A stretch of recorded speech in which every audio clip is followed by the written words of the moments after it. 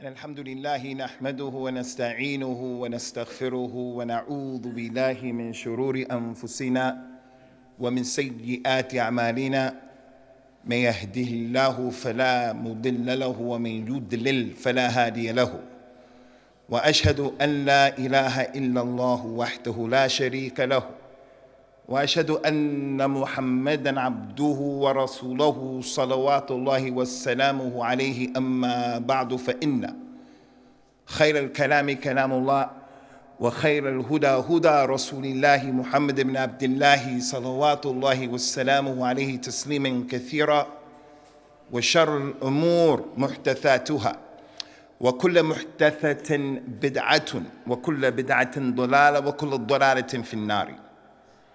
The last week or so, there has been some commotion, some confusion at an incident that has transpired partly in our masjid here in Green Lane during the last summer conference that was entitled, Is Anyone Out There?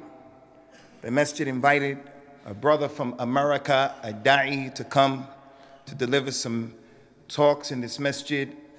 And it was found out from the internet, YouTube, he has some positions that we don't agree with. He sees the illusionary magic, the sleight of hands, card tricks as being permissible and not from the magic that is haram or the magic that is kufr. As I mentioned, this issue was known after he came to Green Lane. Some people may feel that Green Lane, and everyone who attends Green Lane, yourself included, you believe in magic. You support magic. And that's something that's not permissible to say. It's dhulm. The brother here is shaking his head clearly. I don't accept magic. I don't believe in magic. And that's all of our positions, inshallah tabarak wa ta'ala. But in being fair and just, Green Lane, myself included, we're blameworthy in that we had a responsibility to check the background of every speaker who comes to the masjid because we want to be sure that people are going to be called into purity, to the pristine al-Islam, to the Islam that the Nabi brought sallallahu alaihi wasallam. This is the Markaz Jam'iyyat Ahlul Hadith, al-Islam that is based upon the Qur'an and the Sunnah. And what goes against the Qur'an and the Sunnah and the way the companions understood those two sources, radiyallahu anhum, has to be rejected. So we have a religious responsibility, as many of those imams of the past from Ahlul Hadith used to say, Inna hadha al-ilm deenun fanzuru amman ta'khuduna deenakum. This knowledge is your deen. So be careful who you take your deen from. We have a responsibility not to bring every or any Amr, Bakr, or any individual, and he's talking about anything. People who come here are going to make mistakes, doing the khutbah, doing the dars, previous to the khutbah, after the dars. That's the nature of Bani Adam. But we cannot afford to bring someone who has an opinion that goes against the cornerstone of our dawah, and that is the dawah of at-Tawheed. No matter who he is, Sheikh, no matter who he is, we cannot lollygag in this particular issue. We can't muck around in this particular issue. What goes against al-Islam, what goes against at-Tawheed, what goes against al-i'tibat, following the Nabi al-i'tisam, we have to be against it. Green Lane Masjid is also blameworthy in that when that caller came, when he came, there was an interview conducted between him and between one of our brothers, a representative of Green Lane. And during the chai chat, it was said, we hear that you like magic and you're into magic, and he pulled out a grape and he swallowed the grape, and the people laughed. The people laughed. It was wrong of our brother to ask that question, and it was wrong of him to answer that question, and it was wrong of our community to laugh at anything like that. Kufr and shirk, magic, has destroyed community members. People who you know, magic has destroyed them. So that's not something that is funny. It's not an issue that is light. The speaker, غَفَرَ اللَّهُ لِي وَلَكُمْ وَلَهُ. The speaker, he said that it's okay for some of us, our shabab, to look at some of the famous magicians And I just mentioned their names not to make them well known, because it was mentioned. Chris Angel, people like David Blaine. These individuals, Dynamo, was in London pretending to walk on the Thames River. He said that it's permissible to watch them. And I say, wallahi, it's not permissible for our shabab to watch that nonsense. It's not permissible for our women or anyone here to look at a magician. On the day of the Eid, when I was in America, it was common for many of the masjids, especially those masajid that were trying to stay clicked on, those masajid that were trying to be youth-friendly.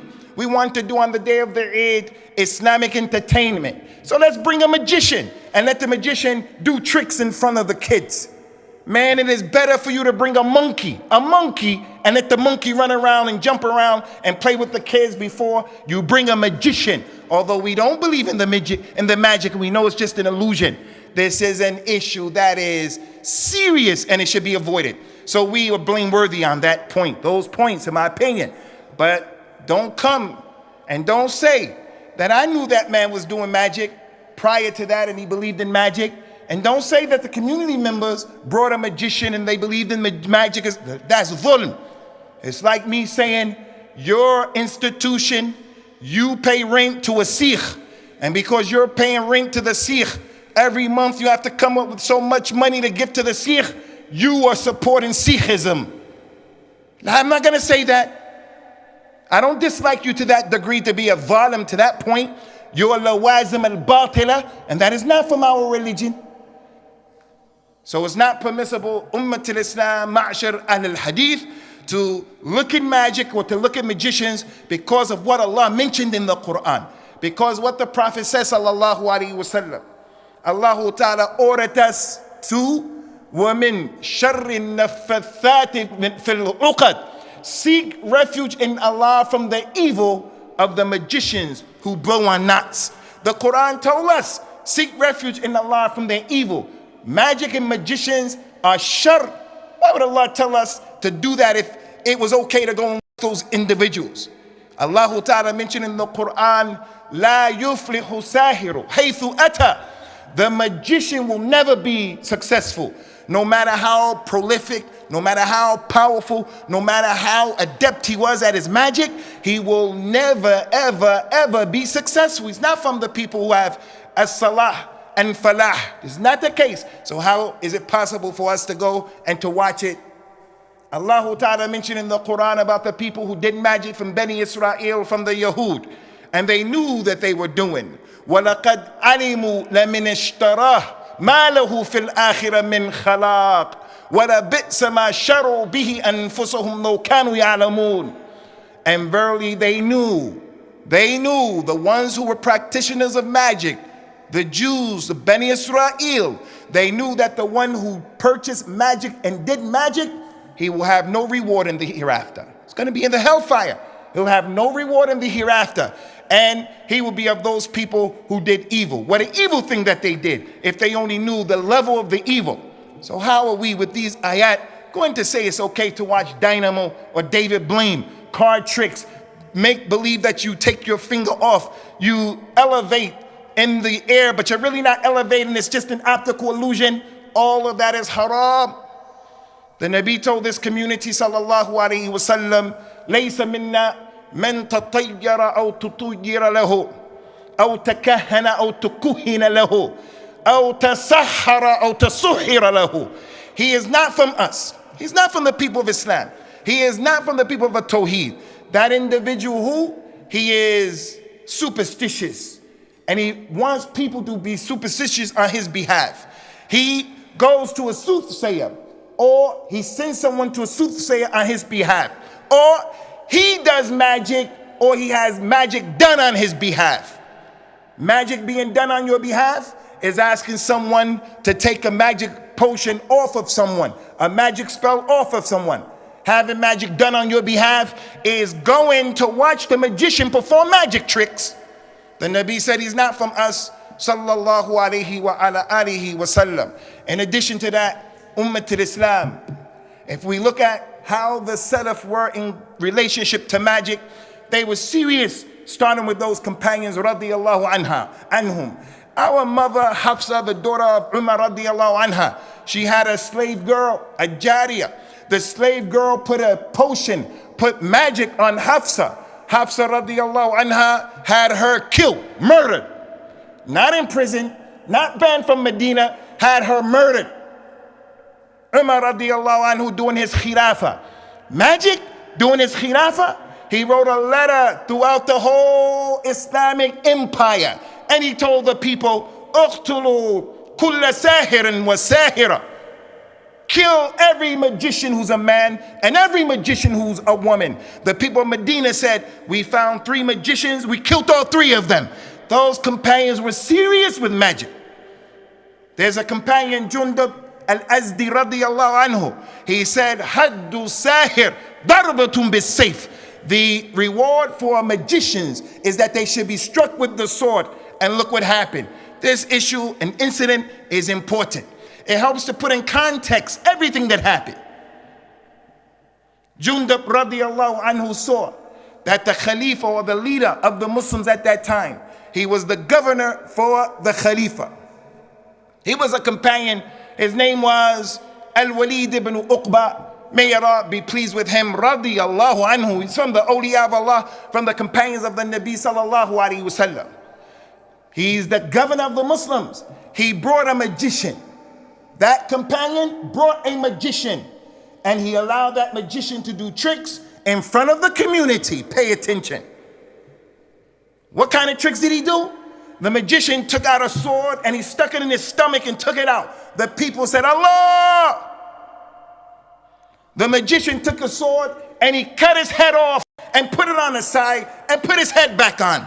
The people said he gives life and death.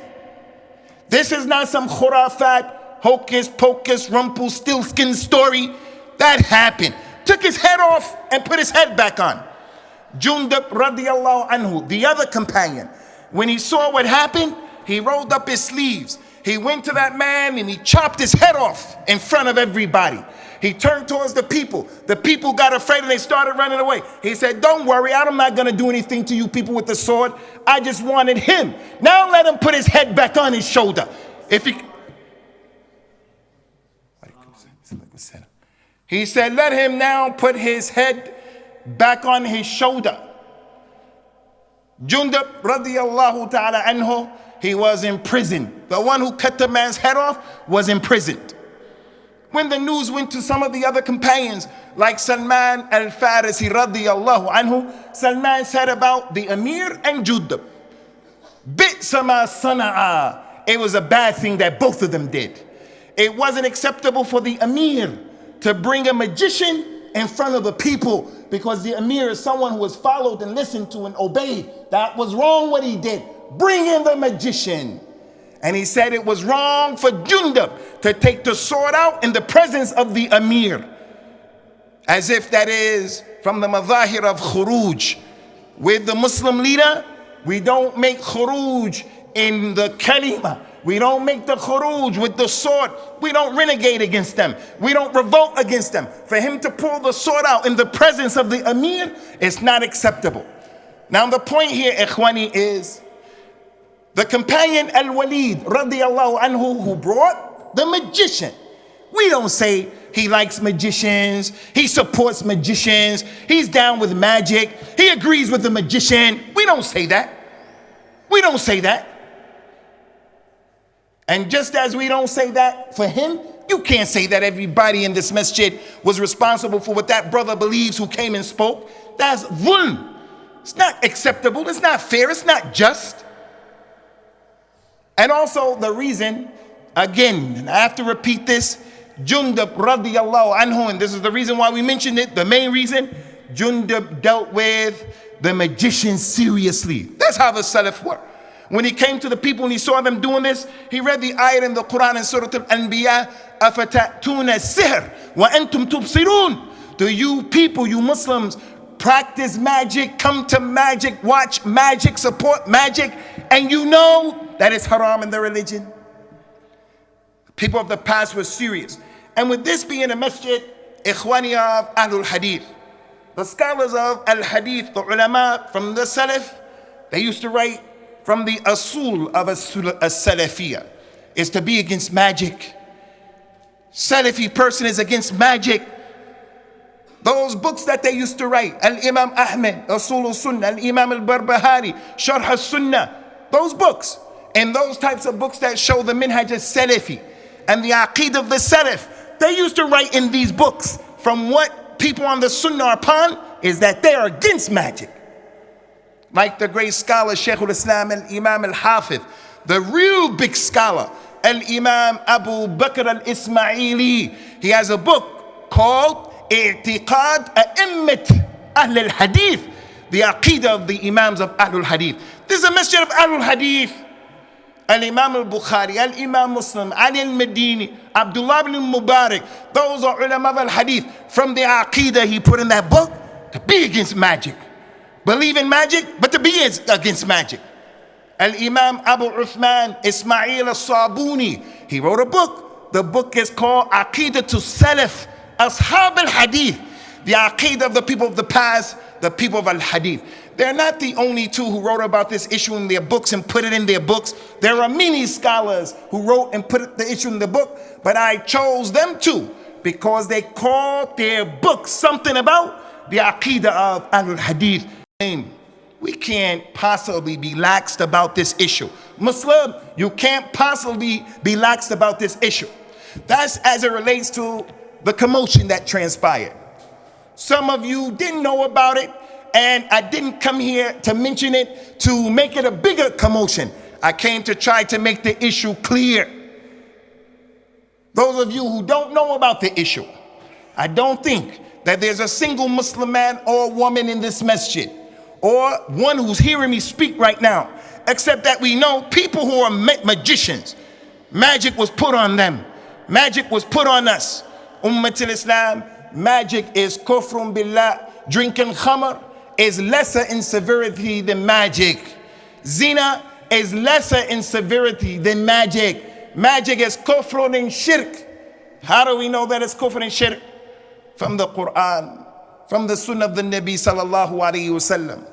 Allah Ta'ala mentioned in Surah Al-Baqarah, وَاتَّبَعُوا مَا تَتْلُو الشَّيَاطِينُ عَلَى مُلْكِ سُلَيْمَانَ وما كفر سليمان ولكن الشياطين كفروا يعلمون الناس السحر وما أنزل على الملكين ببابل هاروت وماروت وما يعلمان من أحد حتى يقولا إنما نحن فتنة فلا تكفر فيتعلمون منهما ما يفرقون به بين المرء وزوجه. Allah said, the Yahud, they follow what the shayateen read and did during the time of Sulaiman. Sulaiman didn't disbelieve. The Yahud, during the time of Sulaiman, the Kuffar, the Yahud, they said, how is it possible that Sulaiman can have power over the jinn? He made the jinn go into the ocean and dive into the ocean, and the work was hard on the jinn. And they had to go down in the ocean and bring back the treasures of the ocean for Sulaiman. He had power over the wind, power over the animals, power over help from the malaika. He had a lot of power. The people during his time said, the reason why he can do all of this is he's a magician. Allah said Sulaiman didn't disbelieve. The shayateen disbelieved. They were the ones who learned from the two angels, Harut and Marut. They learned from the magic at Babylon. And those two angels were sent as a trial. And they used to say to those people, look, we are a test for you, teaching you this magic, so don't do it. But the people learned the magic anyway. The angels taught them magic by the permission of Allah as a test for them. Not because magic is halal, as a test for them. And then Allah mentioned those people learned the magic that divides the husband and the wife. Dangerous. It divides the husband and the wife. Prophet Muhammad said in an authentic hadith sallallahu alayhi wa ala alihi wa sallam, Inna ruqa wa tama'im wa tiwala shirkun. He said there's certain type of ruqya. When you do the ruqya, some of it is shirk. When you call on the jinn, when you call on other than Allah. He said the tamima, the ta'weez that you put on your neck, your arm, on your baby, on your car. He said that's shirk. He said also what is shirk is a tiwala. Ummatul Islam. The Nabi said a tiwala is shirk. What is tiwala? Tiwala is the magic potion, that a person can put on somebody else. And it's possible, wallahi, it's possible. The ayah said they learned how to divide a husband from his wife. At-tiwala is that thing. In our community is common. My wife, we have a son. She loves her son. She loves my son.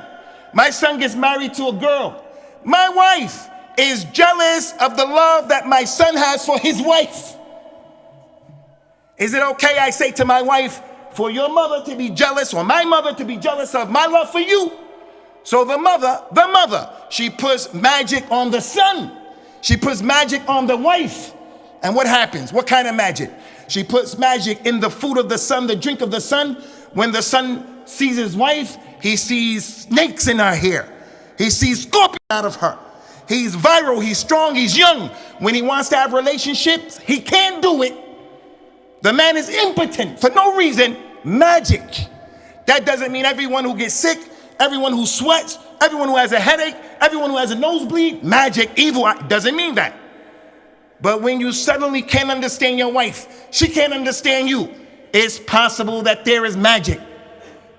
How in the world can the Muslims look at that as something simple? Dynamo and other than dynamo, that's real sorcery. But there's no difference between that and the hand trick. This is more severe, no doubt. This is more severe. That's sorcery and working with the jinn. But at the same time, that's a problem as well. And what was collected by Imam al-Bukhari and Muslim, our Nabi al-Mustafa al-Mukhtar Ummat al-Islam. قال صلى الله عليه وسلم اجتنبوا السبع الموبقات الشرك بالله والسحر وقتل النفس التي حرم الله إلا بالحق. He told his community, stay away from the 7 things that will destroy you. They will destroy you. He said the first and most dangerous one, shirk. The second one after shirk, magic. The third one, murdering someone who doesn't deserve to be murdered. He put magic before murder. Magic before murder. The fourth one, he said, riba, usury, interest. He put magic before that.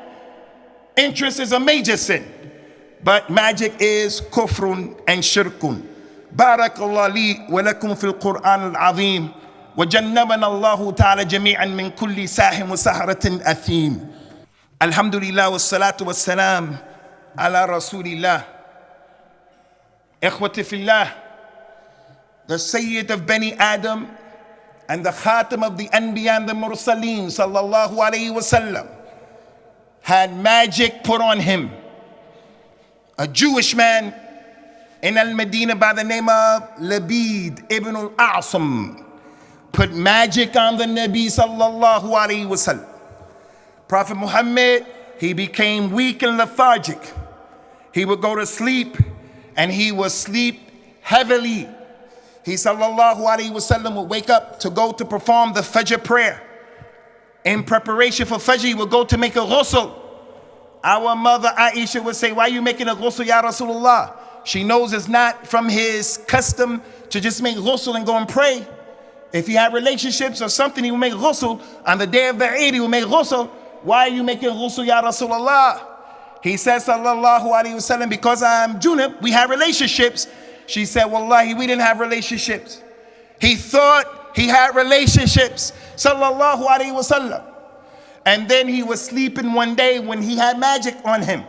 And the prophets and the messengers, the Nabi said, sallallahu alayhi wa sallam, their eyes sleep, but their hearts don't sleep.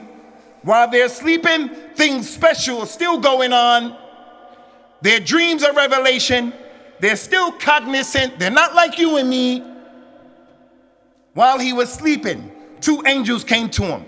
One sat at his head, the other one sat at his feet, and they started conversing. What's wrong with our companion? He combed his hair, and he left hair in the comb. And the Jewish man, Labid, got a hold of it. And he put magic on it, tied his hair into knots, and the magician lady was blowing on it. And that's what happened. And the comb is in such a well. The well where the water is, in the well, not the well fish, the well. The Nabi sallallahu alaihi wasallam retrieved it and he took it off. He caught his hair, got his hair back. The Muslim clips his nails, The Muslim cuts his hair. The Muslim does something and takes something off of his body. If you're suspicious that someone is a magician, don't leave your body parts around him. The Nabi sallallahu alayhi wasallam was subsequently given the last two surahs of the Qur'an, قُلْ أَعُوذُ بِرَبِّ الْفَلَقِ and قُلْ أَعُوذُ بِرَبِّ النَّاسِ. And that's why before going to bed every day, he would read those two surahs. He would spit in his hands and he would wipe all of his body. Muslim, anyone could put magic on you. A Muslim, a non-Muslim can put magic on you. How do you protect yourself from magic? Those two surahs. How do you protect yourself from magic? Other ayat of the Qur'an. How do you protect yourself from magic? Knowing about a-Tawheed and being with the people of a-Tawheed and so forth and so on. There are many different strands of magic. And some of the scholars said that these hand sleight of trick is not kufr. Haram, but not kufr. Some scholars said that, but we don't agree. We're with the majority of the ulama who have the opinion all magic is magic. Allah Ta'ala mentioned about Fir'aun. فَإِذَا حِبَالُهُمْ مَعْصِيَّتُهُمْ يُخَيَّرُ إِلَيْهِ مِنْ سِحْرِهِمْ أَنَّهَا تَسْعَى. When Fir'aun's magicians threw down their rods and their ropes, Allah said, when they threw it down, it was an illusion. It was a trick, but it appeared to Musa as if they were snakes. And Allah called that trick magic. It's magic. And all of it is haram. So there are different types of magic. One type of magic that we have to mention is what the Prophet says, sallallahu alaihi wasallam, inna min al-bayan la sihra. Verily, certain types of speech is magic. A person is extremely articulate. A person can speak in a way where he'll make the truth look like falsehood, the falsehood look like truth. The new president of the United States of America, he has that ability to talk. I saw on Islam channel, the man came, he's an MP. He talked to the Muslims, a Kafir MP, while he was talking very articulate. And he said to the people, Inshallah, as he was talking, we have to follow Muhammad Rasulullah. And he said, Sallallahu Alaihi Wasallam. After his talk, the Muslim says, Allahu Akbar, Takbir, Allah. That's magic. But it's not the type of magic that the man is a Kafir who does it. The Muslim who is articulate and he speaks articulately. Islam is not against that. Islam is against the speech which appears to be true and is falsehood. A person appears to have ghira for Islam. Get the kufr out of your masjid. Get the kufr out of your masjid, meaning Green Lane. Where's the kufr in Green Lane? That magic didn't take place in Green Lane. And in terms of your friends and your people who work with the kuffar, and they do things with the Christians, and they support the kufr of the Christians and being there. Where's your ghira and your passion for that? Double standards. Butchers. Jazaroon. The minhaj of butchers. As for the minhaj of Salafi, is fair and is just. That companion who brought that magician and entertained the people with that magician, Walid ibn Uqba radiallahu anhu, we don't say that he was a magician. He likes the magicians and magic. Ummatul Islam, let us turn back to the cornerstone of our religion. And let us be of those people who advise one another with what is best. Avoid every strand and every type of magic. Be of those people who love Tawheed and those people who hate everything that is against Tawheed. May Allah Ta'ala protect all of us from magic and the magicians. May Allah Azza wa Jal take off of us those spells that may be on some of us. May Allah Subhanahu wa Ta'ala cause the sunnah to spread with i'tidal and insaf. أقول قولي هذا واستغفر الله لي ولكم. أقم الصلاة يرحمكم الله. أعوذ بالله من الشيطان الرجيم. بسم الله الرحمن الرحيم.